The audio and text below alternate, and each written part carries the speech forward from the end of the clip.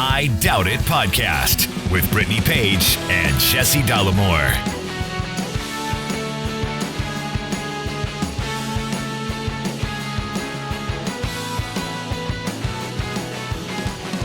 Episode 961 of I Doubt It podcast. I'm your host, Jesse Dollemore, joined today by Brittany Page. Let us begin by stating the obvious. We are absolutely living under the weight of a rogue police state run by a court-adjudicated rapist, someone who is a pedophile protector at the very least, and an oligarch greedy and seething for power.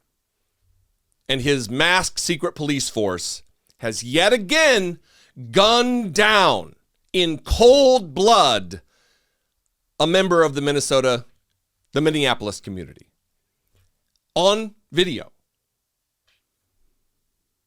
Where do we go from this? Seems to me, Brittany Page, to be by design, to be an element of Donald Trump's plot to try to push the American people to action so he can declare martial law and send in the troops so more carnage and more bloodshed can take place.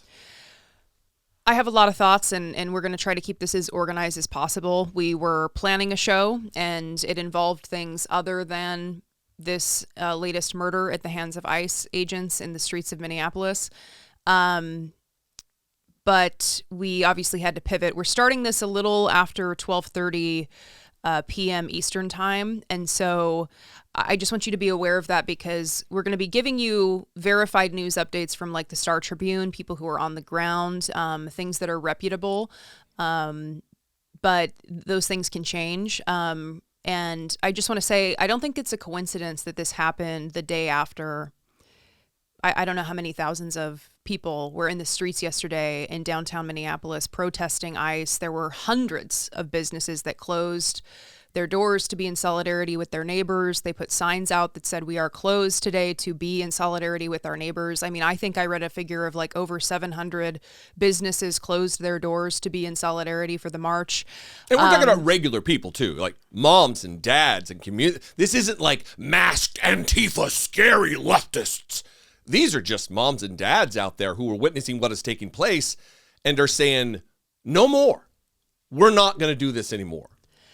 And it wasn't just that. It was hundreds of clergy that shut down or were protesting at the Minneapolis airport, and they got arrested. We're talking about people that were out in negative 20-degree weather with their eyelashes frozen, their beards frozen, putting themselves in very difficult conditions in order to stand against this tyranny. And that's what this is. I mean, I spent so much of my formative years surrounded by people who made tyranny a feature of their personality. They like fused themselves as a human being to the Gadsden flag and walked around talking about "don't tread on me," and wasted all of this time in an imaginary land wherein they would, come to the rescue of Americans who were under siege from a government that was out of control.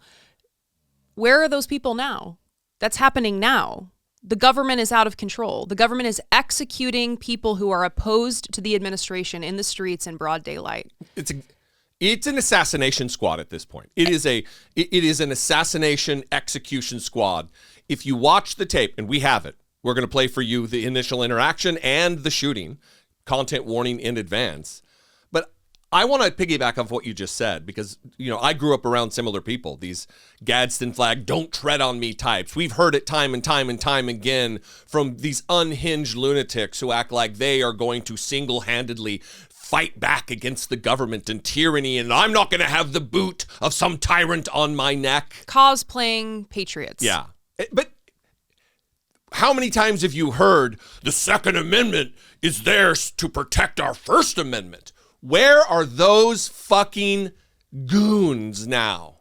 When literal murders and assassinations and summary executions are taking place in the street, they're not there because, it's black and brown people who are targets and quote unquote race traitors. It's the people who go against their own kind to take up for the marginalized communities, the oppressed communities, the murdered communities in our country. And I want to say right now, don't get it twisted as though I'm like, where are these people who were committed to committing acts of violence against a tyrannical government? Why aren't they doing that now? Where are the acts of violence? I'm not saying that. I'm saying these people have always pretended that they would be out in the streets. They're not out in the streets.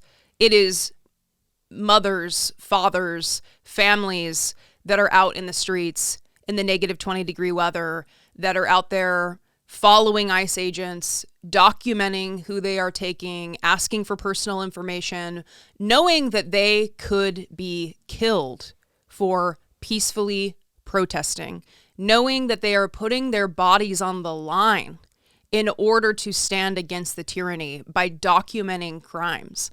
And that's what was happening in this case with this man. We don't yet know his name. It's too early. This happened not even an hour ago. This isn't a situation where, I feel like we knew Renee Nicole Good's name pretty quickly. We knew the officer's name pretty quickly, I think within hours. We don't know a lot of information right now. But what we do know, because people film, and please let this be another reminder, you need to film. You need to film the police. You need to film ICE agents. You need to film Border Patrol. You see a Border Patrol person, you see ICE agents out in the street, you stop what you're doing, you get your phone out, you go document it. Yes. You don't know when they're going to kill someone and when you're going to be the one who films that so we know what happened. And that's the case here. Someone was driving, it appears, in this first video. They capture how this all started before this man was executed in broad daylight on the streets of Minneapolis. You're going to see a struggle and him holding his phone, actively filming the police. And he puts his hands up when they go hands-on with him first. They're the one who initiated contact, which is so often what we see, right? And he puts his hands up and backs away. He's not the aggressor in this situation. So let's play this video and see how this whole interaction started.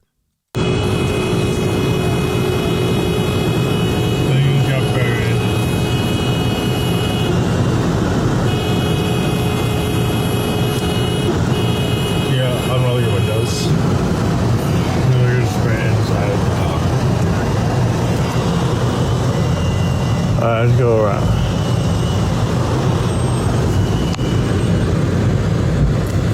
Fuck off! Pieces of shit. Now, this is out in front of a business called Glam Donuts in Minneapolis. As you saw there, as you heard there, we'll describe it for you, is exactly as Brittany just said. It's a man with his phone at his chest, pointing at the officers. They push him. They physically touch him to push him back onto the sidewalk. He lifts his arms, and then the car passes, and we lose the rest of what took place. Yeah. Until someone from across the street is filming a melee of what seems to be 8 or 10 masked ICE officers who have this individual, this man, pinned to the ground. One guy shuffles, readjusts the bear spray canister in his head so it can be a weapon, a literal cudgel to smash into the face of the man that multiple ICE officers have pinned to the ground. He's of no threat. He is of no danger to them whatsoever. They have him subdued, and they're smashing his fucking face in with the tear gas canister, with the bear spray canister. And then out of nowhere, rounds are fired. 6, 8, maybe 10 rounds are fired at what seems to be point blank range as they back away. Before we play it, and a warning that it's graphic, but it's important to watch because it's important that these things are documented and that we know what's going on and what the government is doing. You're going to hear people say that he was resisting arrest. And I want to just touch on that really quickly. There's several points in response to that. Number one, the punishment for resisting arrest is not the death penalty. These ICE agents are being hired and put through training in 47 days? Because Trump is the 47th president. Isn't that what they did? They changed the training to 47 days. They're also They've dropped the education requirement. Many of these people are functionally illiterate. They can't pass open book tests. They have criminal cases involving gun charges pending while they're going through training. Many of them have to be admonished for sexual harassment of other recruits while they're there. There's no standards at all for these people. Yeah, and so when I mean, I've seen videos where these people, like tiny little Greg Bavino, picks out a woman in the crowd to shove out of his way because, you know, potentially if he were to shove a man out of the way, he'd like tip over. And so he like picks a smaller woman than him and pushes her instead. Every time. And they go hands-on with people, which is a strange thing, right? Because in some circles, in some places, you know, in reality, I guess, when you go hands-on with someone, that's an initiation, right? Yeah. It's not a de-escalation, certainly, which is what the training of an actual police officer is. Right. And so when someone's not doing something to you, you, as an ICE agent, putting your hands on someone is an initiation. That's an aggressive act. And think of these people that are getting kidnapped and shoved into cars and abused and disappeared and sent to detention facilities when they have asylum cases and they came here legally or they're citizens. You don't know where you're going to end up. You don't know what's going on. Of course you're afraid. Of course you're going to resist. Of course you're going to say, this is tyranny. I don't want this to happen to me. And so someone is so justified in reacting with fear and reacting with, no, I don't want to be taken. I was filming. I wasn't doing anything. You guys put hands on me. So imagine what this man is thinking as he was just standing there filming and all of a sudden he is surrounded. All of a sudden he's taken to the ground. All of a sudden he's having his head beat in. By a mob of angry, malicious, brutal ICE agents, masked, anonymous, armed agents of the state, of Donald Trump. There could be Proud Boys in the mix here. And then they kill him. They're doing too much, man, and they keep pushing people, you know?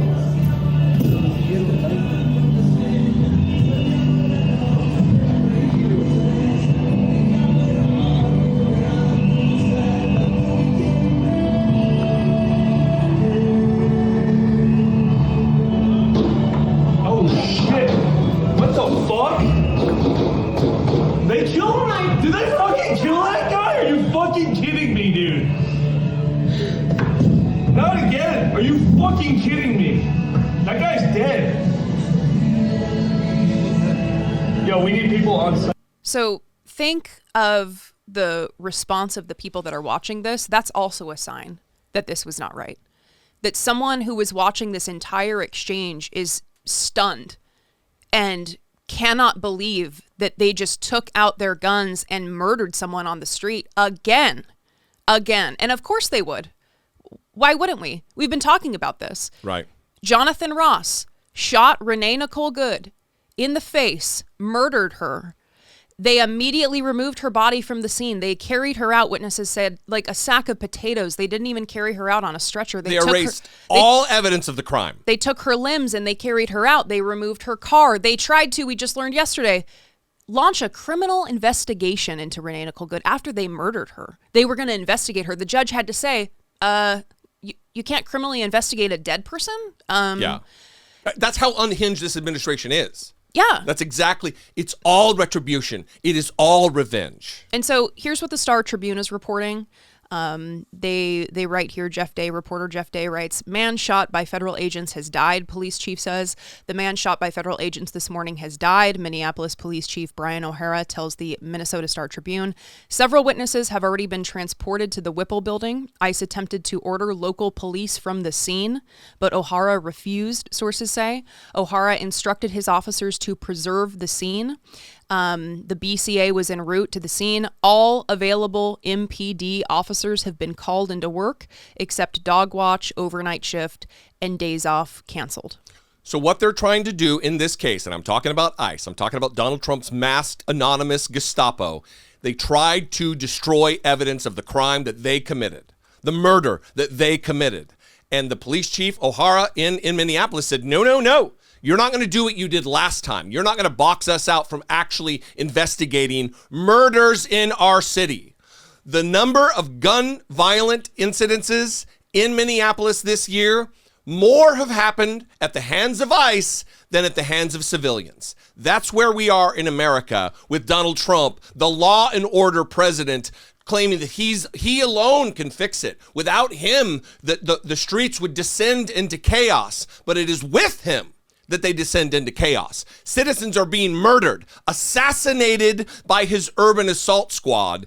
And J.D. Vance is out there one day saying they have absolute immunity, and then because it's such a ridiculous assertion, having to walk it back. We'll get to that. I just want to say, as of 5 minutes ago, Minneapolis police chief is speaking, and he says that the man who you just heard executed by ICE agents in the street is a 37-year-old white male who is a Minneapolis resident, and he says we believe he is an American citizen. Of course, it wouldn't matter whether or not this person was a citizen or not. This is still brutality. This is the brutality that we're used to seeing at this point. Yeah, let's touch on that just for a second, though. Yeah. Murdered by immigration and customs enforcement agents of the federal government.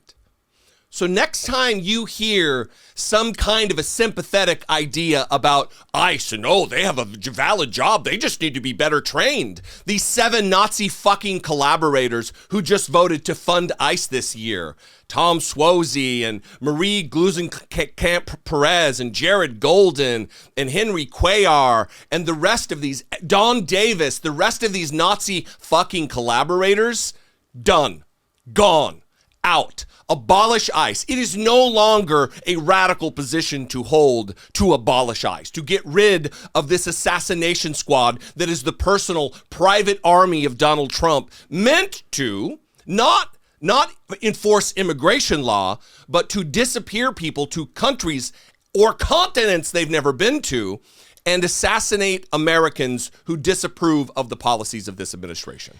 I do want to quickly pause because, you know, something that happens to me is I get extremely overwhelmed by all of this. And I think about ways that I wish I could be helping. I think about ways that I wish I could be on the streets with the people who are pushing back against this tyranny.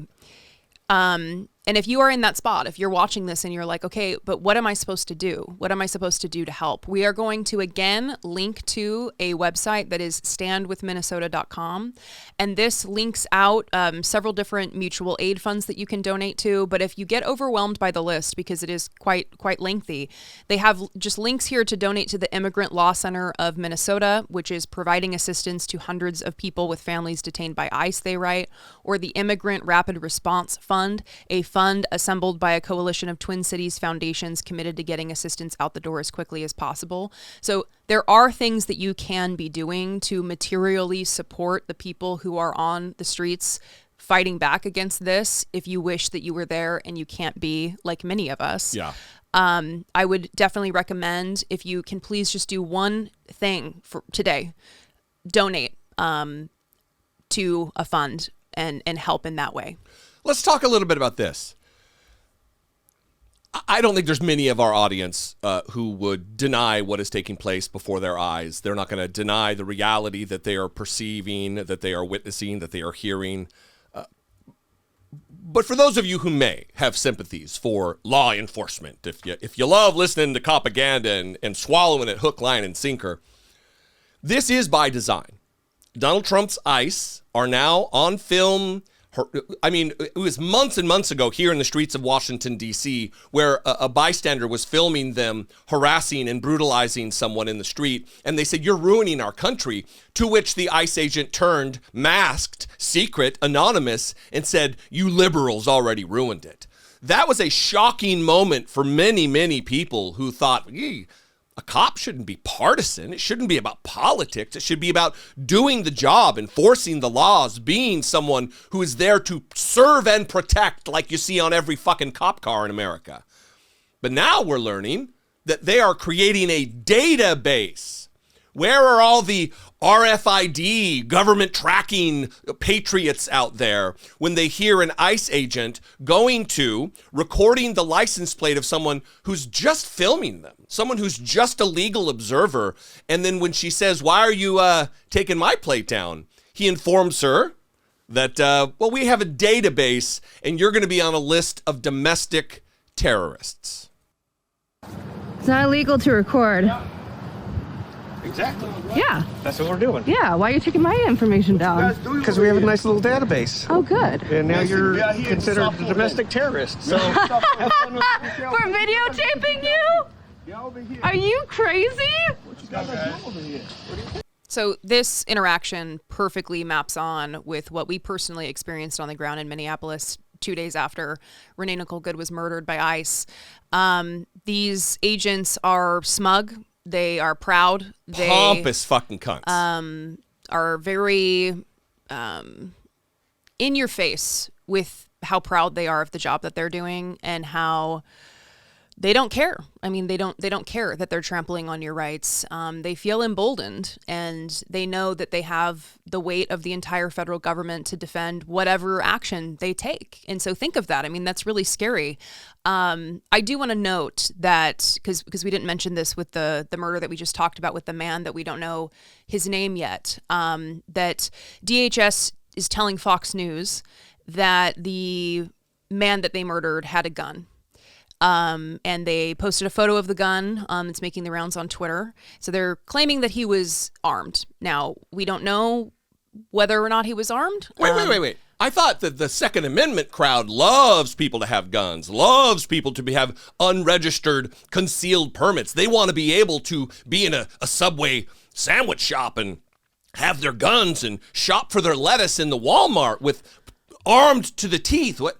It's the only way to be safe, right? Is to be armed. Weird that it only is for them. It's not for anybody else. There's several things that you need to remember here. One is 60 Minutes just did a great segment on the woman in Chicago who was shot 5 times by Border Patrol. Now, they wanted to charge her and ended up having to dismiss the case due to all of the lies that they told and the lack of evidence given the lies that they told.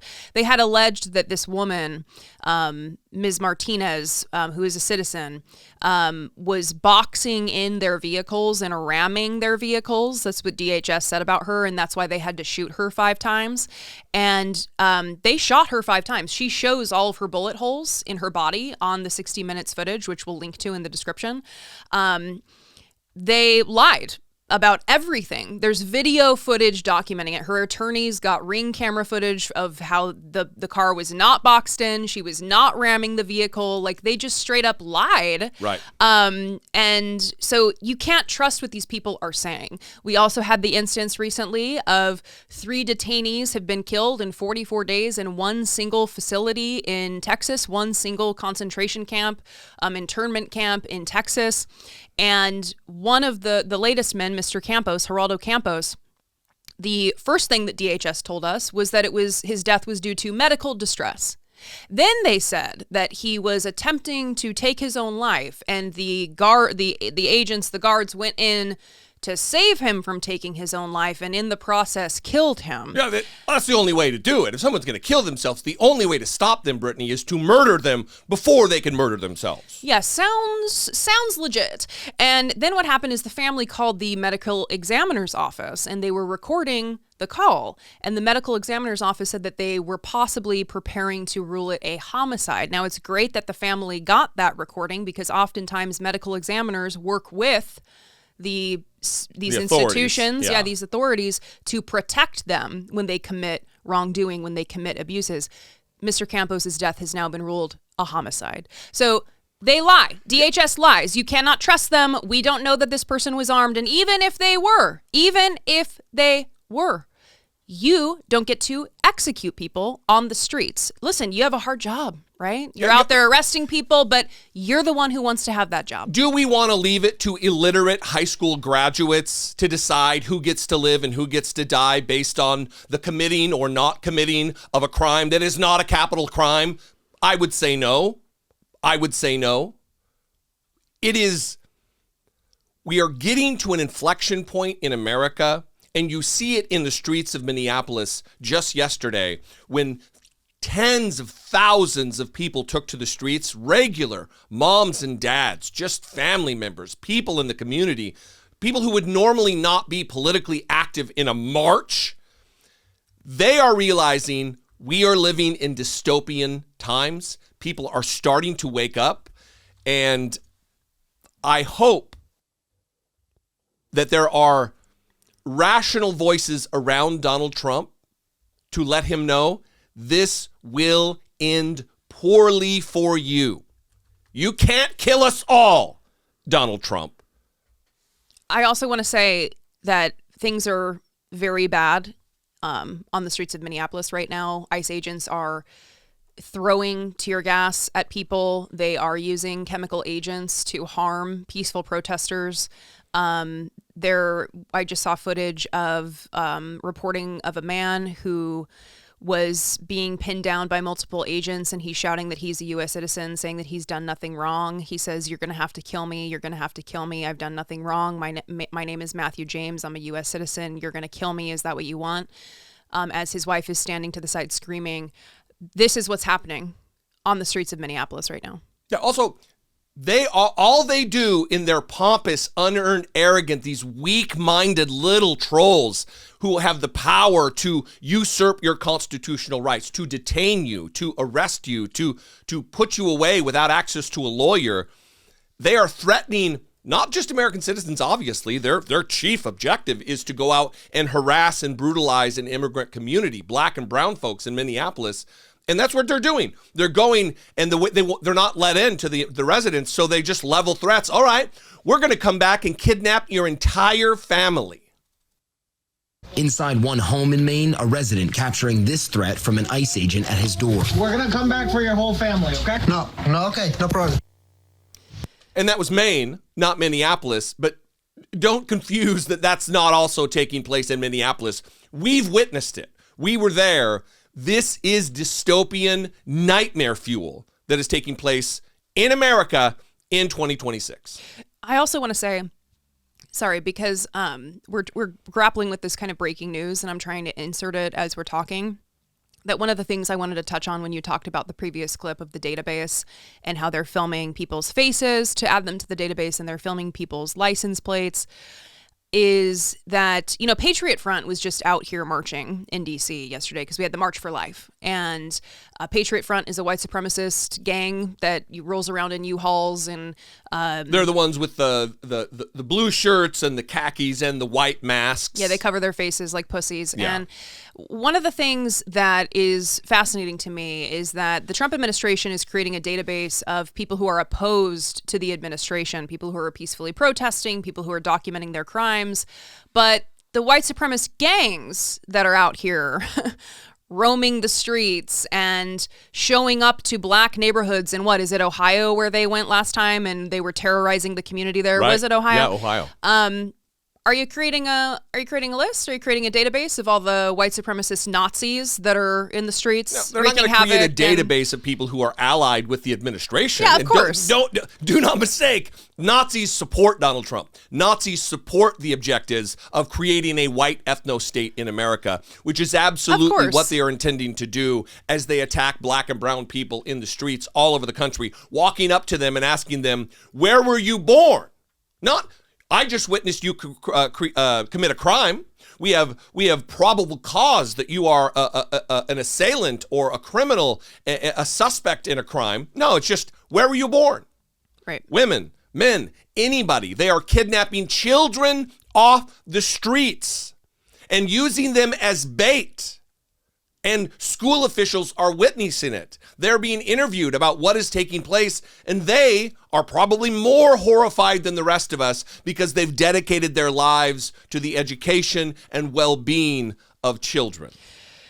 Yeah, and, we have the case of little Liam. Liam Ramos. Little Liam has gone viral. He was photographed with his Spider-Man backpack and his very cute, blue hat, and he was used as bait by ICE in order to go up to his home's door and knock on the door and try to get other people to come out of the house. It's a horrifying situation. His photo has gone viral for a reason, because you see a 5-year-old being detained by ICE agents and you think, what are we doing here?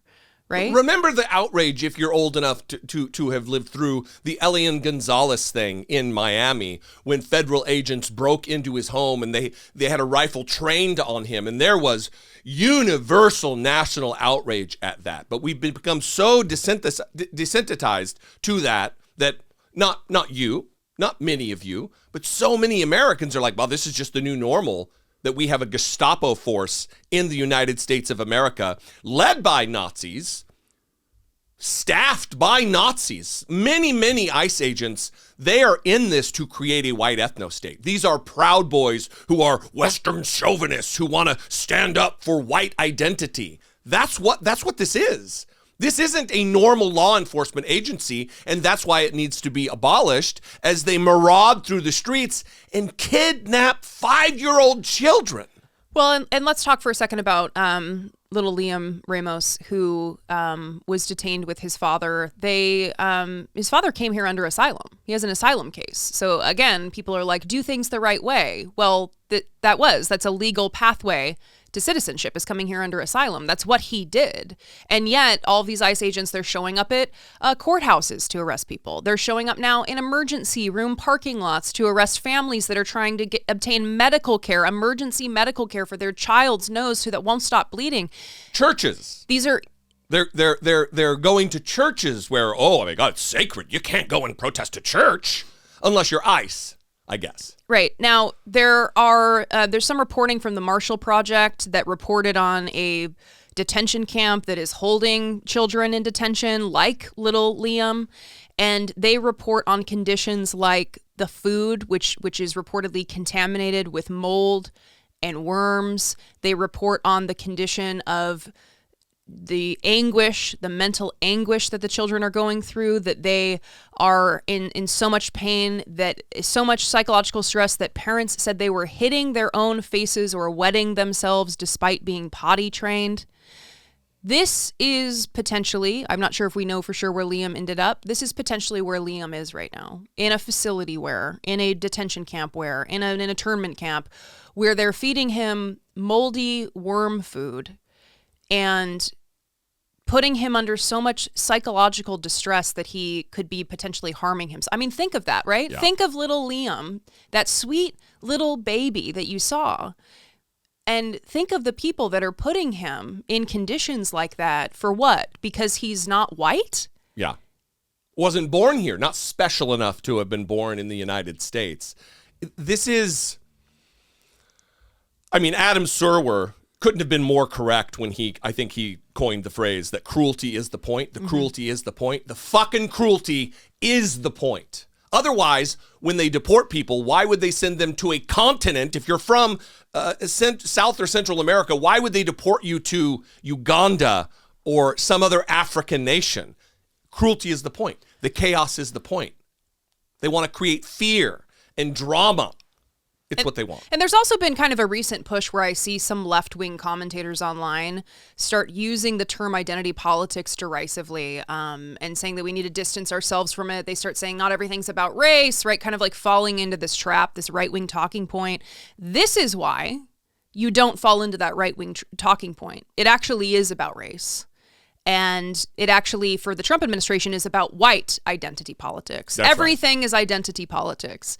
But people use it as a slur about certain groups of people, while white identity politics is over here taking over and enacting their tyrannical government. Now, PBS's Liz Landers recently sat down with the superintendent of the school district that Liam Ramos is from. This is Superintendent Zena Stenvik, talking about Liam's case specifically. Unfortunately, at this point now, for those of us living in the Twin Cities, it's very common knowledge that ICE agents are bursting through doors. If you crack open the door a little bit, they're bursting through into apartments, apprehending people. They're even breaking down doors and leaving broken doors or no doors now. So, opening the door with ICE agents looming, it's not as easy or as clean of a statement as one might suggest. Now, this is a topic because DHS is saying that when they attempted to apprehend Liam's father, he abandoned Liam. and that they tried to knock on the door and tried to get the family to take Liam, and the family refused to take Liam. Very quickly, again, more lies. Within 20 minutes of Renee Good's murder, they called her a domestic terrorist. Everything is a lie and a propaganda move until they have to move the goalpost and then tell a new lie. Of course. So continue. I just wanted to really reinforce that you cannot trust any statement made by this government. Well, and especially when this superintendent is doing this interview because community members were on the ground. They watched what happened. There were numerous teachers there. There were people that know Liam. They said, I'll take him. They essentially put the family in a Sophie's choice if what they're saying is true, right? They said, come on out. We have your kid. Well, the mom has another child. Right. God damn. And so God damn. You're just telling us that you're doing Sophie's choice situations now with families. Is that what you're telling us? Actual Nazi shit. I mean, it's horrifying. And so the reason that she's talking about this is she's trying to get you to see. She's trying to put you in the position of the thought process there of if the mother was trying to figure out, should I open this door? What should I do? I have another child in here. An impossible decision. Not euphemistically said, an impossible decision. And so, you know, it's useful to hear from people like this superintendent because she knows the family. She, you know, earlier in this interview, she talked about how she has been in Liam's home. She saw the backyard where he builds snowmen with his brother and how his home is filled with toys and it's filled with joy and he's well taken care of and he was happy. And now he's in that facility with mold and worms. And I mean, these people that are signing up every day and they clock in and they put a mask on their face and they go and they use a 5-year-old as bait. Who are these people? Yeah. Who are these people that are waking up every day doing this? It is disgusting. There will be consequences when all of this is over. I think those of us who care and those of us who can put pressure on, and that's all of us, calling your congressperson, 202-224-3121, call your congressperson. There need to be tribunals set up. If you committed crimes under the auspices of Donald Trump's Nazi regime, you will be held accountable. There will be people who flee the country and go to some ally of Donald Trump, Argentina or Russia or some other fucking despot country. We need to hold these people accountable, and I want to see them hung. I want to see them dead for what they've done. They are murdering people in the street. I'm not talking about vigilante justice here. I'm talking about court-mandated, going through a process like we did post-World War II in Nuremberg, where we have the Hague and we hold trials and hold people accountable. You don't get absolute immunity. That's not a fucking thing when you're putting kids, feeding them worm-infested food and mold-covered food and killing American citizens in the street, executing them. There needs to be accountability. So I do apologize because with everything going on, I do not remember what the second clip is about, but this is still the interview on PBS with Liz Landers talking to Superintendent Zena Stenvik. I'll tell you, there's really nothing normal about our daily lives at this point. This surge has been going on for a few weeks now, and it has really changed our standard operating procedures. We've staff have been working, around the clock and overtime, walking children home. People have been donating different resources for us to get to the families. We do have an online option that families can select so that children are learning from home. But let me stress that is not the best practice. That is not what we want. We want our children in school, in their classrooms, with their teachers and with their classmates, because we know that that's what's best for children. We all learned that during COVID. But there's so much fear. And I'm not just talking about so quote unquote illegal people. People who are here with legal documentation are fearful, as I think there have been many reports that ICE agents have taken citizens of the United States. So there are very many ICE agents right now in our community. They are driving around our schools, circling our schools. I've seen it with my own eyes. They are at our bus stops, following our buses, and they have been on my school property multiple times. Instilling fear. It's by design. Fear, harassment, brutality, and murder. And these kids in these schools know what has happened to their community members. They know because no one can escape it. They know that a woman was murdered in the street, Renee Good, and that these men are the ones who did it. They know that. And ICE knows they know, and ICE, when they circle the schools ominously, menacingly, they know the psychological terror that they are imposing upon children. Yeah, so I appreciate the school superintendent coming forward and giving that interview, because we need people who are witnessing these things to come out and talk about what they're seeing, and to talk about how, every time you hear Kristi Noem talk, she's saying that they're going after the worst of the worst. And here they are circling schools for babies. Yeah. With Spider-Man backpacks that are just trying to learn, that are just trying to have a good day, that are just walking home from school. Who are now at risk of being sent to a concentration camp where people are dying in record numbers. Last year was the deadliest year for being someone who was sentenced without due process to be in an ICE detention camp, which is a civil.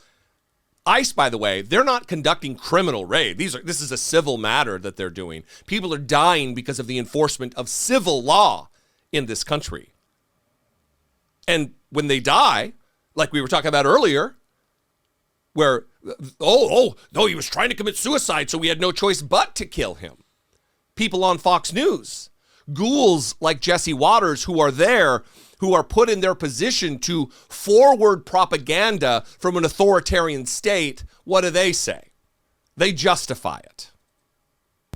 You're also saying that someone was murdered at a detention facility. It's already been debunked weeks ago. The guy was trying to commit suicide, and the people were trying to save his life. All right, these detention centers are amazing. You get dental care. You get free health care.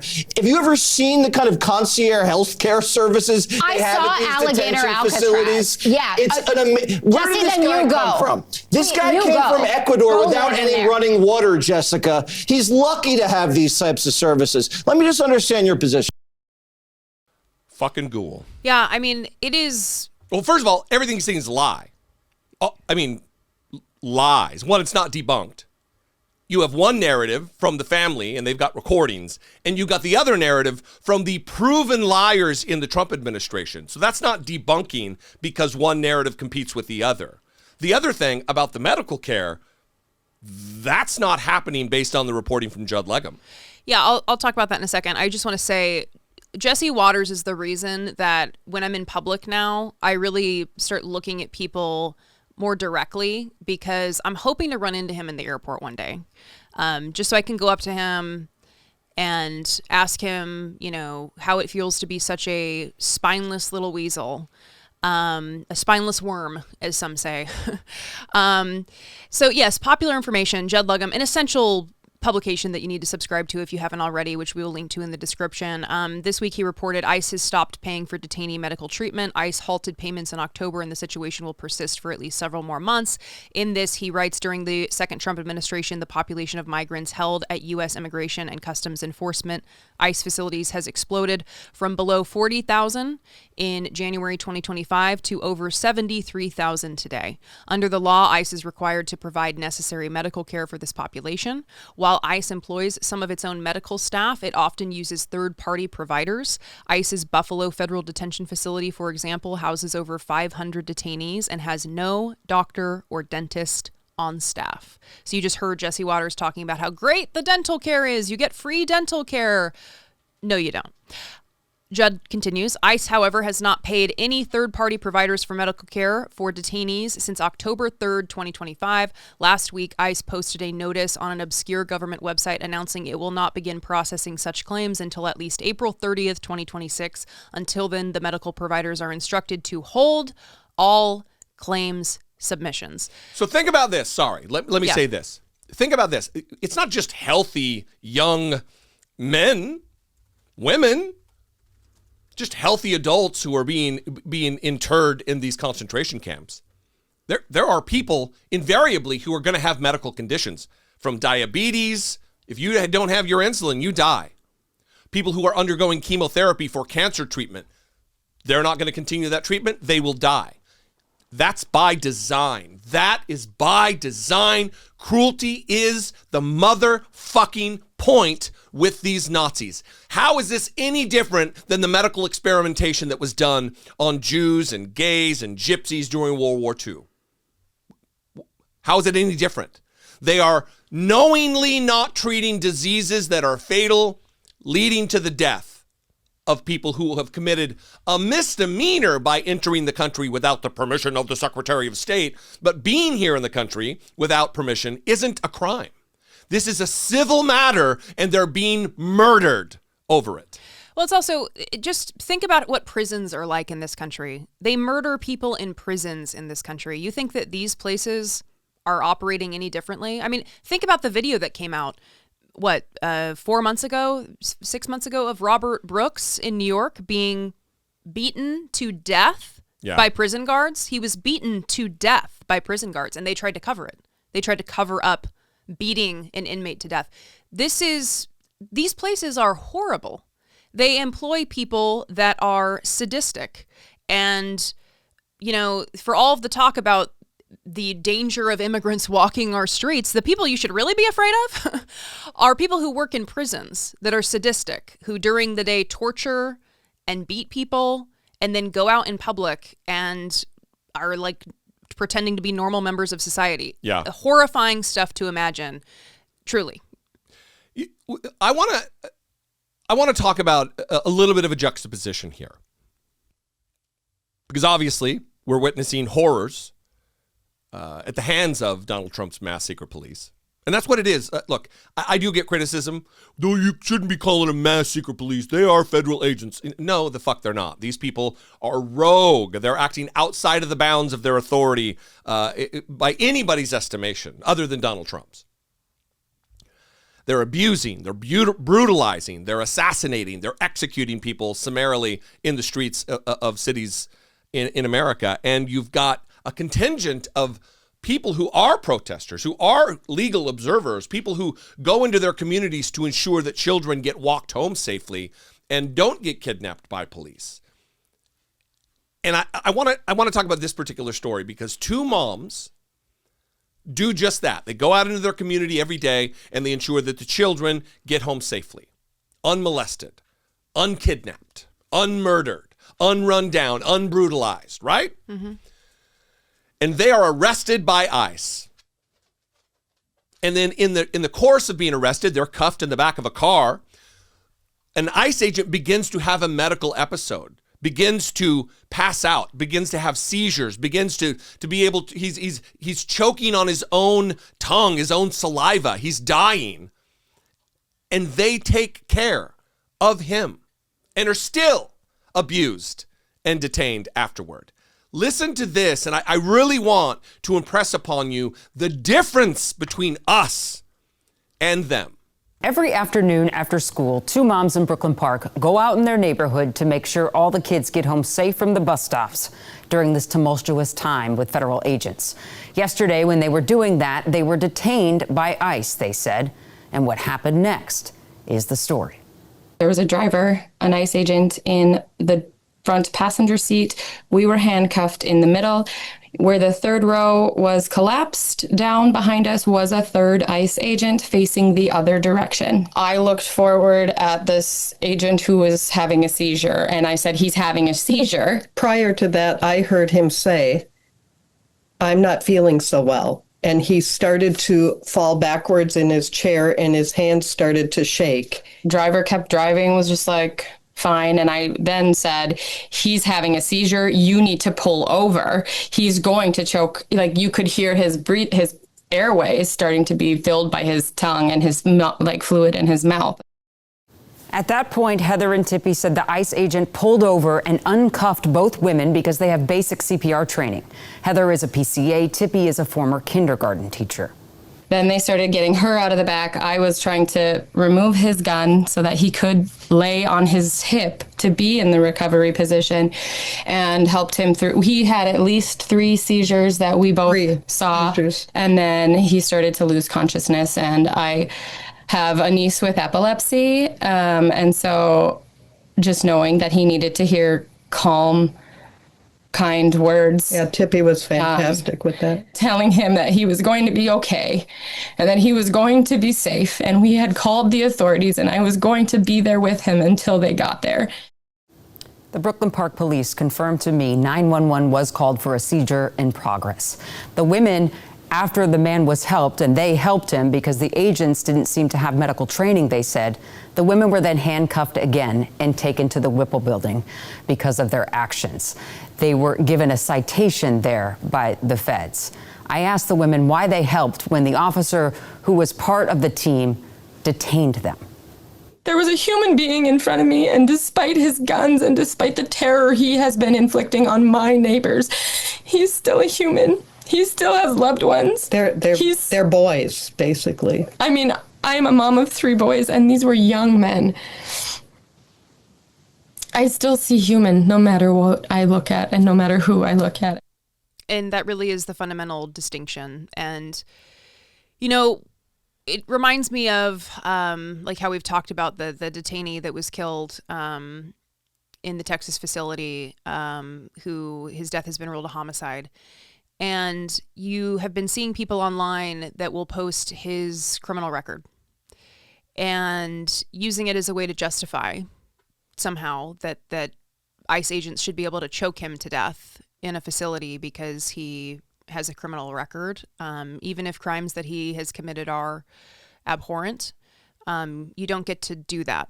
And we've created a system in this country, and we try to abide by certain societal structures and rules that don't have us living like that, where people get to execute somebody because they decide to.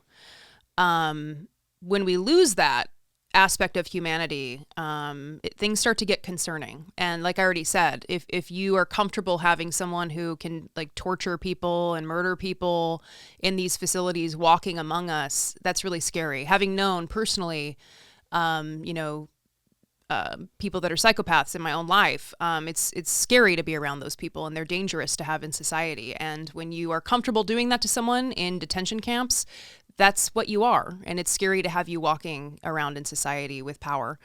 Even more dangerous is removing any semblance of qualification or barrier to entry for people to hold the power to be able to do things like that. Yeah. I mean, there are people we know who we've thought, are they going to try to be an ICE agent? Like that? Oh, yeah. People, the worst of the worst, if we're talking about the worst of the worst, are now flocking to go be an ICE agent to be able to legally, under the auspices of Donald Trump's laws, brutalize people. That's who these people are. Right. They are brutalizing people gleefully. But they look forward to it every day they check in. And it is remarkable to think these people don't even have first aid training. I mean, these women were like, hey, your buddy's having a seizure, guy. And he was just like going to keep driving. And like, does he know what the word seizure means? Maybe he's like that guy who went to the Shirley. Yeah, he didn't know what word did he not know? Benevolent. Right. Yeah. What's benevolent? What's this word? Yeah, maybe he didn't know what the word seizure meant. He didn't recognize that his friend was having a medical episode. I mean, you learn first aid in high school, right? I mean, I don't know. I did. Well, you certainly should be learning it in your training to become a federal agent, where you may inflict damage on someone so much so that they need medical assistance, certainly. Right. So think of that. I mean, that's alarming that they had to uncuff them so that they could give this. And I mean, you hear the humanity in that speech, and that's where all of this activism in Minneapolis comes from, is humanity, valuing other. And we don't have that right now. And they're armed with guns, and they don't care about your humanity. And that's what's really scary, because, I mean, what are you supposed to do in that situation when you're met with someone who's armed and doesn't recognize your humanity and doesn't care? That's what's really scary. And, they took them to the Whipple Federal Building, which is where we were when we were there, where protests are continuous because it's a processing facility.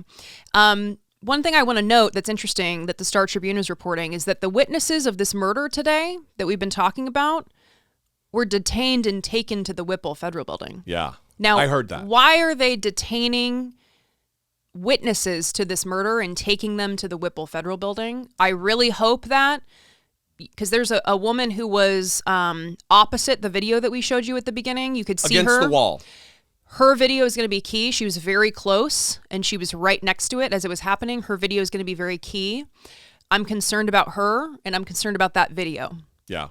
And I hope that she offloaded it off her phone. If she was one of the ones who was taken, I hope she offloaded it from her phone and got it somewhere else where it can be shared. Well, two things. One is, I think it's by design as an intimidation tactic, if not erasing and destroying evidence. But also, that's why it's so important. Some of these people just go live on TikTok. They go live on Instagram. So then it's on a server somewhere, and it can't be messed with by the federal government as easily. They're obviously creating databases, putting pressure on tech companies. The new TikTok terms of service are a nightmare. We're not going to have time to get into it today, but it is very alarming. Let's finish with this. I want to drop the number, and then we're going to play a clip of Donald Trump's his own lawyer calling him a toy Nazi, Ty Cobb. But we want to hear from you. Listen, this community that's built up around this show is nothing short of spectacular, and we want to be here as a resource to lift one another up and encourage you in times that are dark, in times that are depressing. You can reach out and leave a voicemail, 657-464-7609. And of course, as always, you can email, I doubt it, at Dollemore.com. Ty Cobb is a guy who worked for Donald Trump in the first administration as one of the lawyers for the White House, in the White House counsel's office. And since, he has been someone who has been a vocal critic of Donald Trump when appropriate. He's not out there banging the drum and being a bomb thrower against Donald Trump, but he seems to me to be a guy who's, I don't always agree, but he always seems like a dispassionate individual who is just talking about things from a fact-based perspective as an officer of the court kind of a deal. And he was on with NBC, I think it was Kristen Welker, and he said some very alarming things that hopefully do wake up that certain portion of the population that still hasn't come around to identify Donald Trump as the clear and present danger to our liberal democracy that he is. Oh, not at all. I mean, you can put, the toy Nazi Ovino up all you want and let him, spew lies. But the reality is they're way out of bounds. And keep in mind, you have to look at this policy, which, is not lawful. It's clearly in violation of the Fourth Amendment. But the purpose of this policy is to protect the agents for, from the civil liability that they have when they do bust down a door. Because, now they can say, we thought it was lawful because our management, told us we could do it. It's the same type of papering over war crimes and other violations that Pam Bondi and the Justice Department have been doing throughout this process, along in combination with Hegseth and others, where they have OLC memos that justify the of people in boats, justify a wholesale number of things that, frankly, the courts have started to reject. I mean, keep in mind, this was a week where it started, I think, in terms of significant developments with a court in Virginia, canceling Lindsay Halligan, making it plain that the masquerade of her as the U.S. attorney had to come to an end, that it was a charade and that it was over, and she left the courthouse later that evening with her tail between her legs. This is something where, unfortunately, the courts are a lagging indicator on. But when the courts take a look at this policy, they will vitiate it, and it will no longer be acceptable. So it's certainly remarkable to hear a former Trump attorney say that Greg Bovino is like a toy Nazi. I don't know a lot about Ty Cobb. I don't know, a lot about what he did. There's something that happens when you cover the news where you have to do like an order of priorities of things that you follow very closely and things that you know a lot about. And then there's things that you're like, not as important. And sorry to say, Ty Cobb. Well, they all kind of blend together. Well, because there's so many people who were opponent or allies of Donald Trump, working for Donald Trump, under the employ of Donald Trump, who are now ardent Trump opponents because they got so close, they saw who the fuck he was. Wow. you just kind of made me realize it's actually very important to keep tabs on these people. I think a lot of these people in the current Trump administration are probably counting on that, right? The number of people that were Trump allies who are able to, hunker down for a bit and then come back up and restart their career and be completely unaffected by their previous wrongdoing or their previous role in anything. Yeah. It actually, I need to rearrange my order of priorities here. But I do want to share an update because Homeland Security is now giving their account of the fatal shooting. Now, before I read this, I'm going to do what you did earlier. Rather than after I say something, front load it and say DHS lies. We went through numerous accounts where they've been caught lying and had to throw out cases, and they just lie continuously. We know that, before they had even processed anything that happened with Renee Nicole Good, Kristi Noem came out and called her a domestic terrorist. Now, I'm going to read you their account, but I want you to remember the video that we played for you at the top of the show, which showed how this interaction started, because they are lying. You saw the video of how it started. This is what they say. This is from the Star Tribune again, I believe. The Department of Homeland Security said federal agents were conducting a targeted operation in Minneapolis at 9:05 a.m. Saturday looking for, quote, an illegal alien wanted for violent assault. Quote, an individual approached U.S. Border Patrol officers with a 9mm semi-automatic handgun. The agency said in a statement, the officers attempted to disarm the suspect, but the armed suspect violently resisted. Fearing for his life and the lives and safety of fellow officers, an agent fired defensive shots. Medics on the scene immediately delivered medical aid, but the subject was pronounced dead at the scene. DHS said the man had 2 magazines and no ID, and that more information would be coming. So they say they approached him. Right. I'm sorry, an individual approached them with a 9mm semi-automatic handgun. That is straight up not what happened. That is a fucking lie. You saw it. Lie. And where would we be without that person in that car filming that interaction? That's the only video I've seen of what happened before this shooting happened. I don't know who that person is. We don't know a lot of the names of these people that film these videos, but thank you for filming that. Yeah. We're going to have to end it there. We're obviously going to continue to follow this.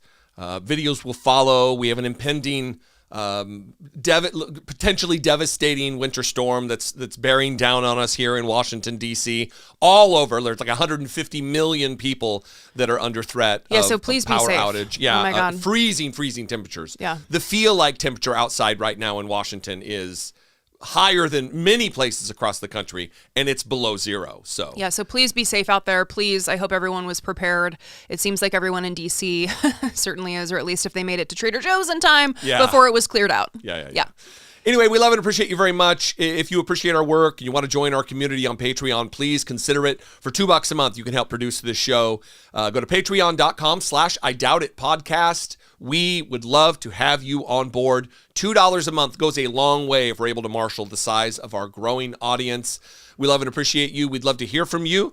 657-464-7609 is the voicemail line, and you can also email the old-fashioned way, IDoubtIt@Dollemore.com. Be strong. We will survive this. It may get worse before it gets better. For Brittany Page, I'm Jesse Dollemore, and this has been I Doubt It.